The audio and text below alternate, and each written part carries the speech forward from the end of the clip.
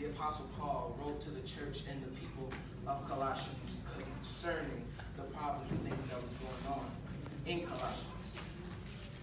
So we start out at verse 9 saying, "For this cause we also, since the day we heard it, do not cease to pray for you and to desire that ye might be filled with the knowledge of his will and all wisdom and spiritual understanding, that ye might walk worthy of the Lord unto all pleasing, being fruitful in every good work and increasing in the knowledge of God, strengthened with all might according to his glorious power, unto all patience and long suffering with joyfulness, giving thanks unto the Father, which hath made us meet to be partakers of the inheritance of the saints of light."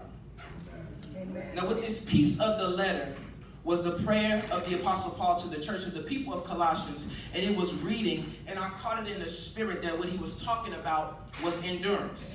Number one, he was talking about the people getting endurance, and he was talking about the people getting the knowledge of God, and he was talking about the people getting the wisdom of God and spiritual understanding.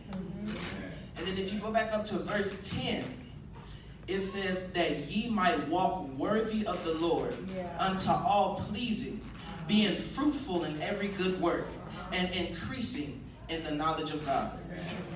And I love how the Apostle Paul worded this whole chapter, because verses 1 through 8 is proclaiming that Jesus is Lord. And he's saying that he was saying this while he was in prison. There's water in the wood. Wow. But he was saying this while he was in prison.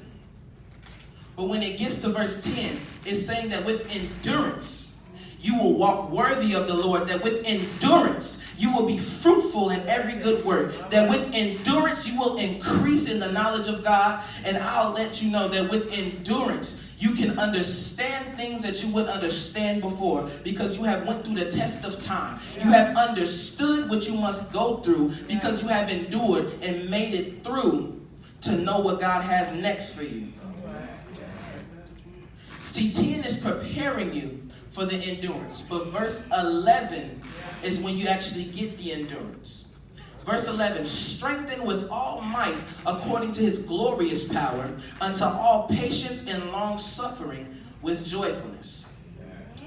See, what this one is saying through verse 11 is he's saying that since I have strengthened you with endurance according to my glorious power, you are able to elevate to your next dimension, because I have given you the spiritual jump start and rocketed you to your next atmosphere. When you get weary in your well-doing, God will put a quicken down in your spirit to jumpstart you back on track. Because the race is not given to the swift nor the strong, but to the one that endured. You may have thought that you were too strong to go through the race. Maybe you were running too fast and you got weary. But like a lawnmower, God will pull that cord, and every pull that he makes, he's spelling E-N-D-U-R-E. He's teaching you how to endure. So the prayer of Paul was for the people of Colossians to endure, so they can stay in the race and pick up what God has for them. You cannot pick up what God has for you in the natural or in the spirit when you don't have the endurance to understand and go through. We all know that we have to go through. But with endurance, we can go through with the expectancy that God will still be by our side, enough for us to understand and get the education from the rabbi to understand when we go through that he will educate us to get us to our next dimension.